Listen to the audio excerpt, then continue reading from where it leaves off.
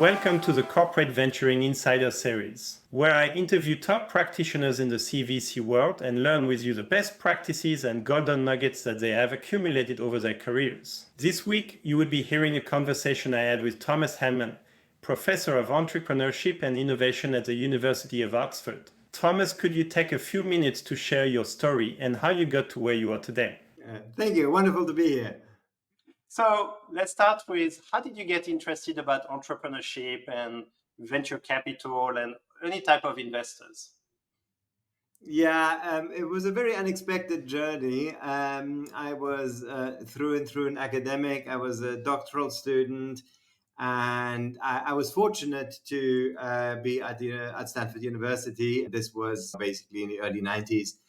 I chose Stanford over Harvard because the shadows on the photos were shorter, so there was more sun, and I didn't know anything about tech. And during my thesis, I met two very inspirational professors. One of them was Joseph Stiglitz, who went on to get the Nobel Prize in Economics. And then I had a second advisor who was really inspirational. It's the late Professor Masahiko Aoki, who was actually a thought leader in Japan and turned academic and firmly believed that academics have a place in the real world to think about the bigger picture and also the institutions that sort of underlie the economy. And so at the time, basically, I wanted to write a thesis about Japanese banks because everybody was talking about Japan and how their banking system was special.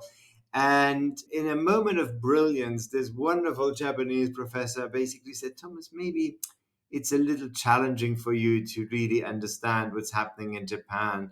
But why don't you look around at what's happening here in Silicon Valley? Because it's kind of interesting. And basically, he gave me the tip, why don't you study venture capital? Something interesting is going on. And this was at a time when Silicon Valley was very different from today. I think that's really important. It was in the formative stages. It was still nowhere near the level of publicity and frankly, wealth. And frankly, I was very lucky. I was basically among the first generation of scholars that took venture capital serious. Which year was it? This was early 90s, 92 or thereabouts. That 92 would be Intel Capital was 1 year old. Yes, exactly. Yes. We had Andy Grove teaching at the business school. I saw him in the 90s. Fascinating, very visionary leader. That is amazing. Okay, I'm glad I had the question. Wow. Okay, thank you. Now, again, in 91, Intel Capital started, so it was really formative. You were close enough to Intel to understand some of what was happening. What do you remember of Intel Capital as a corporate VC in the early stages? Because I think I read that the head of the CVC was reporting directly to Andy Grove. So there was something very direct to the strategy building. Yeah. I mean, at the time I met once was Les Verdez, who was running Intel Capital. He was extremely aware of this and really wanted to bring in the next generation of corporate venture capital. I mean, since then, we've seen 2 or 3 more iterations on what corporate venture capital is. But I think he was very thoughtful in defining what a strategic objective is and what it isn't and what it can and what it cannot achieve. And I think one of the challenges at the time was that corporate venture capital had a bad name in the entrepreneurial community. There were basically large companies taking advantage of entrepreneurs, and any smart entrepreneur would run away from them. In the case of Intel, the main issue was let's sell as many chips as possible, let people adopt computers, and anything that supports the greater use of a computing platform was a strategic complement, what I call a strategic complement. So in that sense, Intel had a relatively easy game, an easier game actually than Apple, Microsoft, and some of the others. But for Intel, it didn't really matter exactly what people do. Just use more computers and therefore buy more of our chips.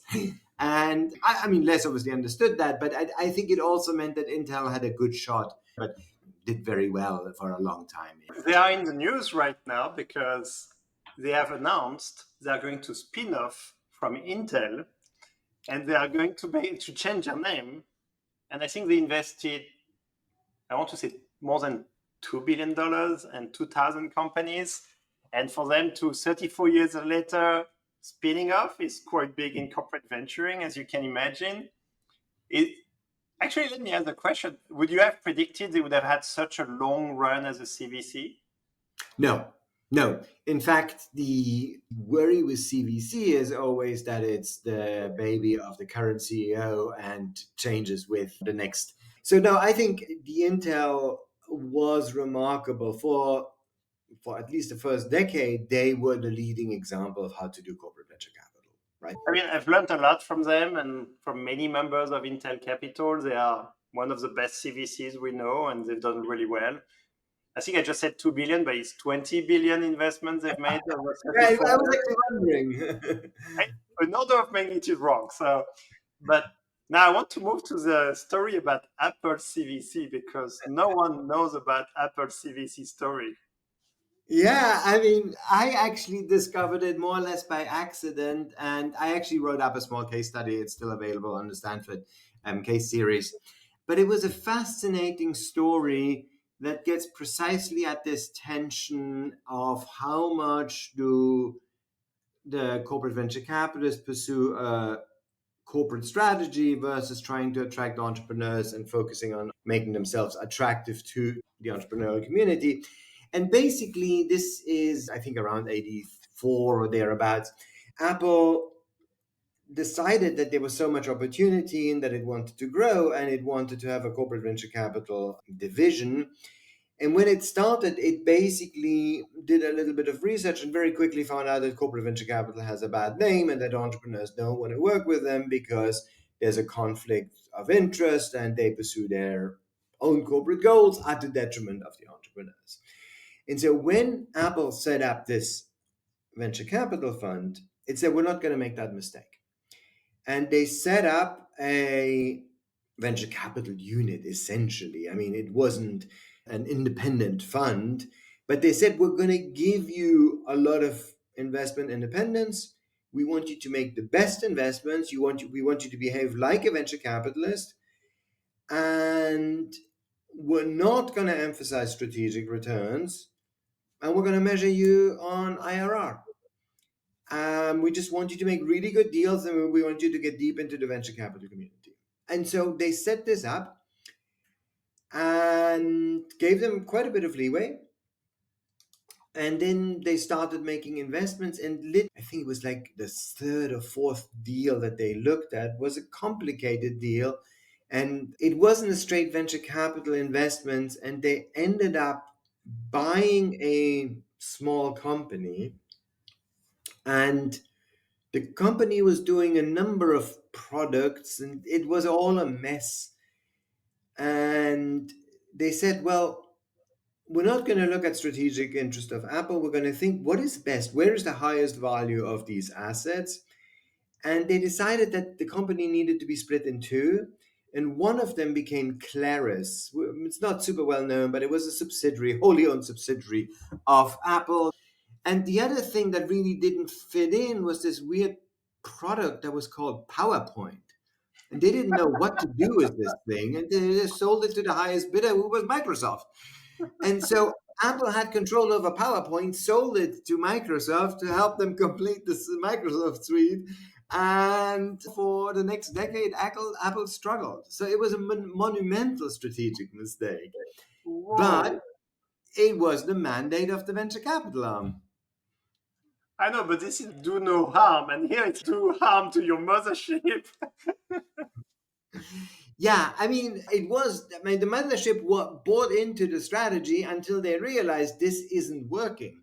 To make the long story short, the venture capital did extremely well. It had, I don't remember the exact numbers, they're in the case, but I believe they had IRRs over 80%. So this beats top decile VC returns. So these were good venture capital investments, great returns. Yeah. And the board just cut it after 5 years. They said, this is ridiculous. We're making 80% IRR on tiny sums of money. and we're giving away things like PowerPoint, where the strategic value is 100 times whatever IRR we're making on a small amount. I think it has really two really important lessons. I mean, first is you can't go all the way. You can't pretend as a corporate that you're just running a venture capital fund. You have to be thoughtful about the strategic objectives, but without them, it's just not worth it. And the other one is just orders of magnitude. That Apple, I mean, this is the 80s. Apple was growing very fast, but I don't remember the exact amounts. But say it was 20 million, and then you make an 80% IRR on it. It's still rounding error for the size of investments that Apple corporate was looking at. And so I think this order of magnitude is really nicely illustrated with the Apple case study.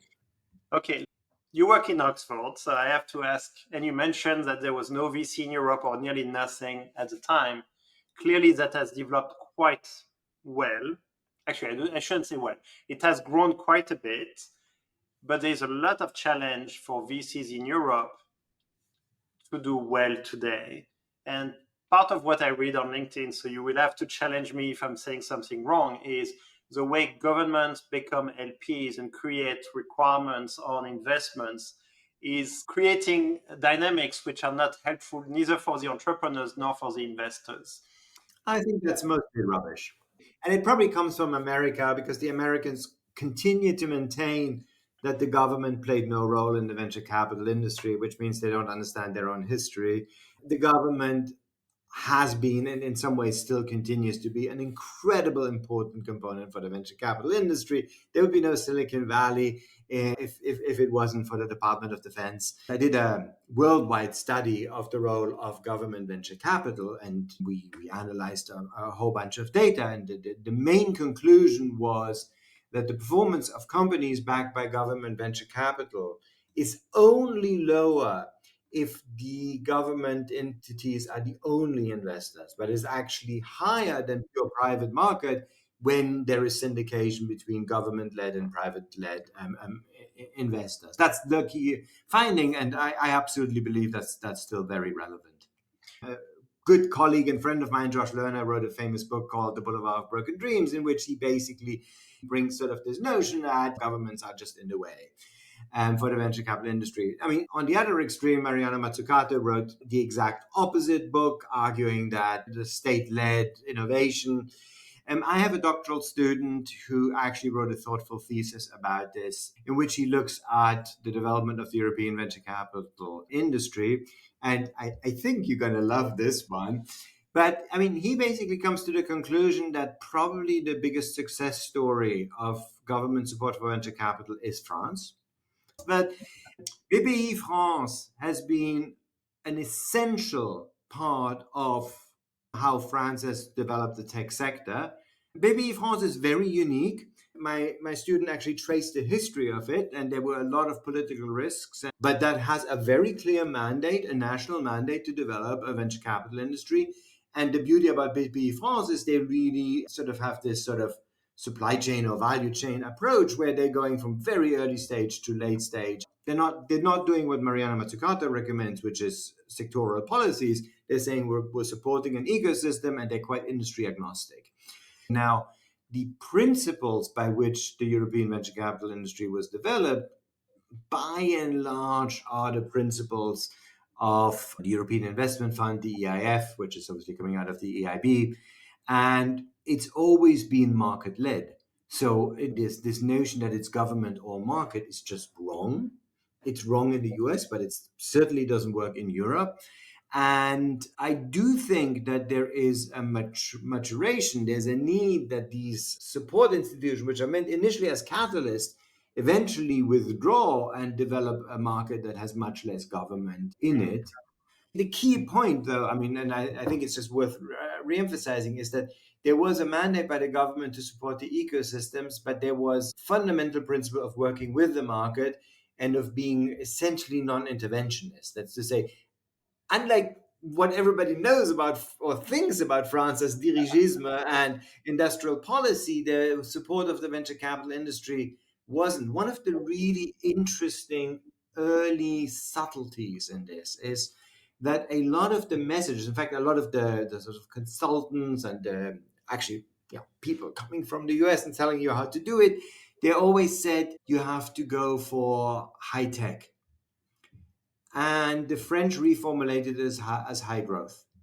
And today, one of the things that really encourages me, and this is something that I just see in my own work, is that there is a young generation that wants to become venture capitalists, that wants to either pursue the entrepreneurial path, or if they're pursuing the finance path, veer towards the venture side as opposed to the traditional investment banking side.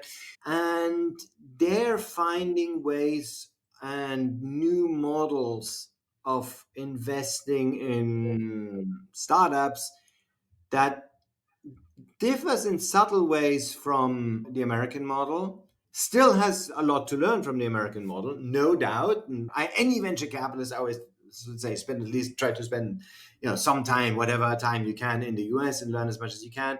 But I think the biggest the biggest challenge is the US model is based on a unicorn logic. And we're trying very hard to do this in Europe. And it's not wrong. The unicorn model increases the ambition, it increases the awareness of competition, but you can make very good returns in a portfolio in which you have a lot of good investments and no unicorn. I think that's very relevant in the corporate venture capital world. I'm sure you've had many people discussing these issues. But the reason I am somewhat optimistic is I think that if you think of venture capital just as a returns distribution, everybody talks about the right tail. Sorry, that's on my right tail here. I don't know how it shows up on the screen, but we love the success stories in the right tail. But there are parts of the middle distribution. If we just move this thing by 5-digit points or 10-digit points, we can create very good returns. Remember, there were years where the European venture capital industry had higher returns than the American venture capital industry. But it's no longer true, which it was true for the first 20 years, that the returns in Europe were just clearly worse. That's no longer true. So the way we build the returns is a little bit more in the middle of the distribution. I'm therefore optimistic. I do think the issue that you brought up about the government isn't going to go away, at least not for the next decade, in the sense that the economic interest in Europe is still very important. I think this is an economic necessity, so we can't afford to let the venture capital industry die.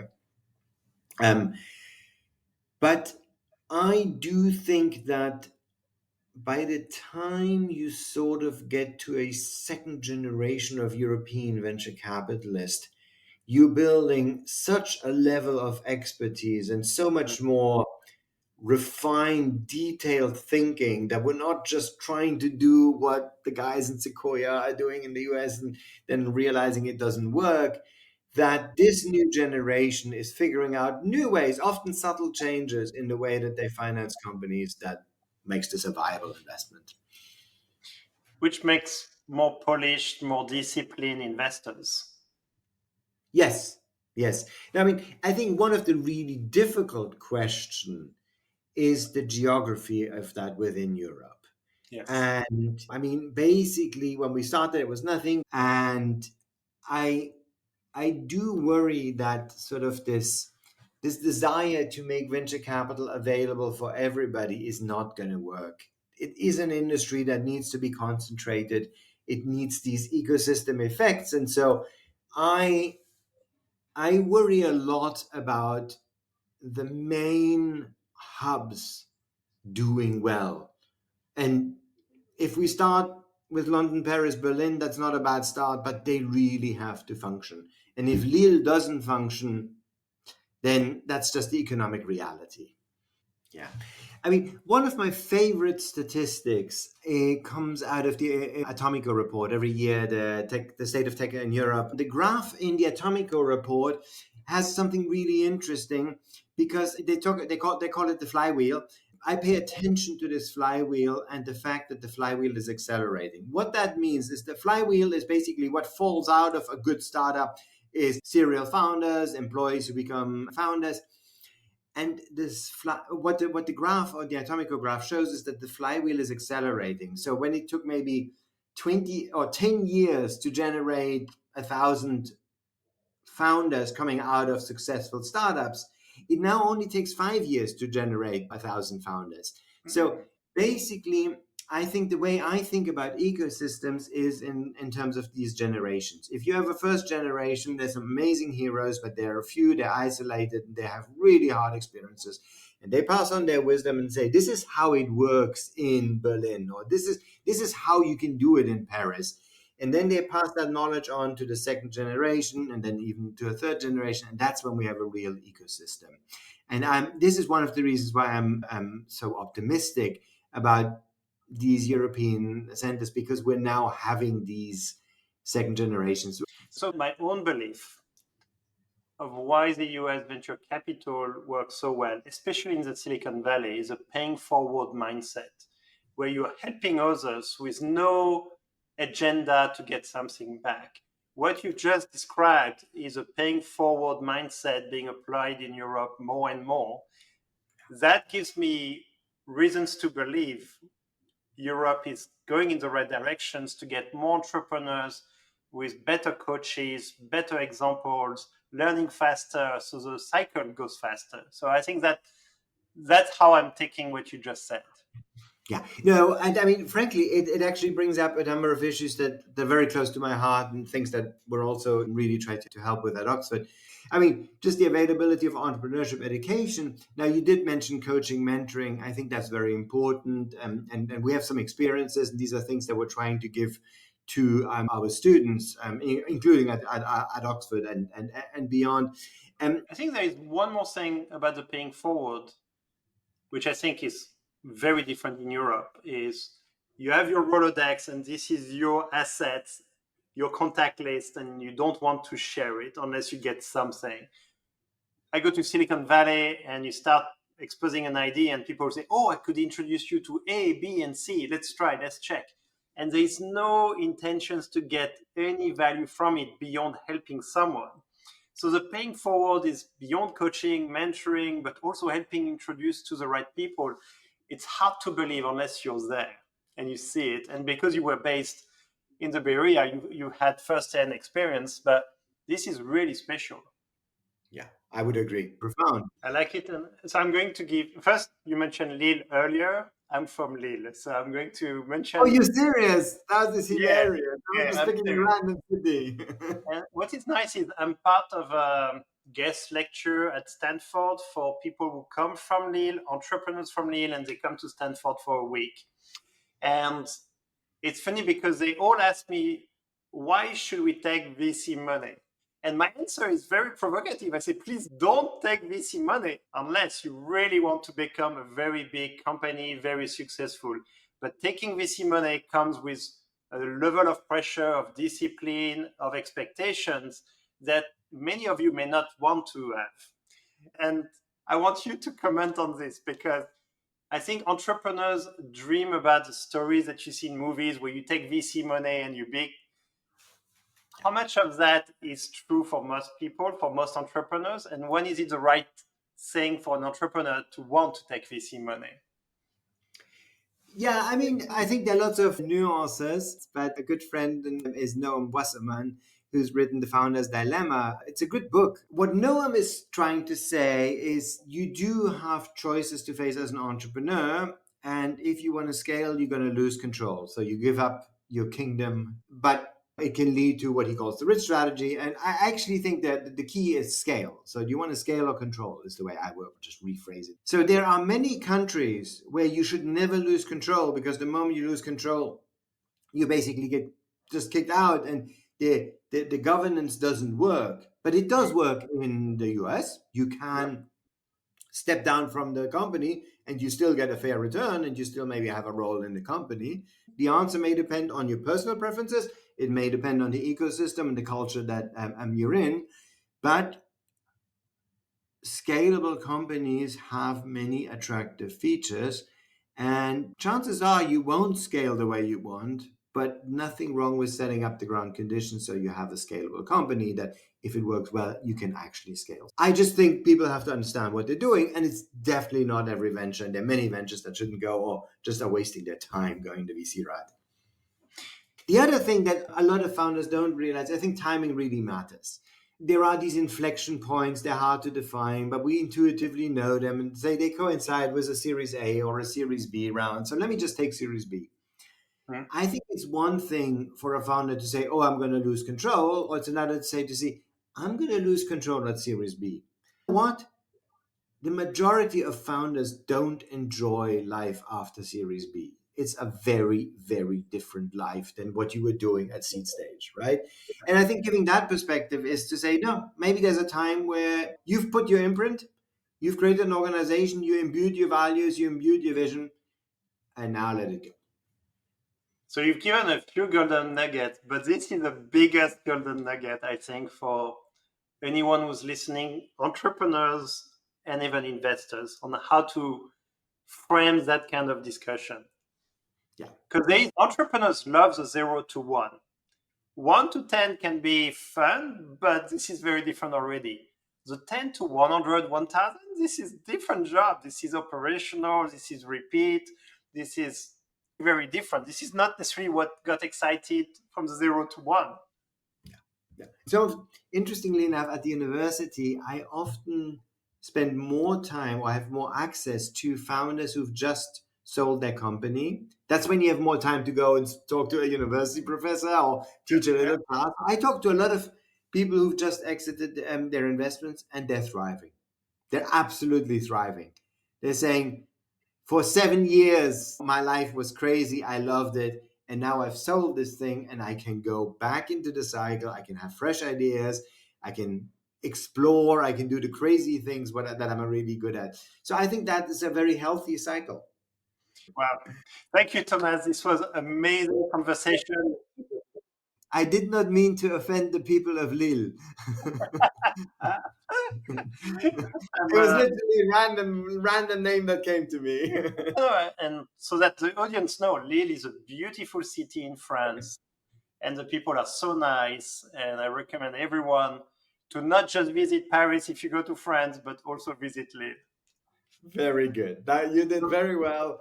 And since my Thank you. hometown is Brussels, I say stop by in Lille and then come to Brussels. Thank you so much, Thomas. Thank Thank you very you. much. Pleasure.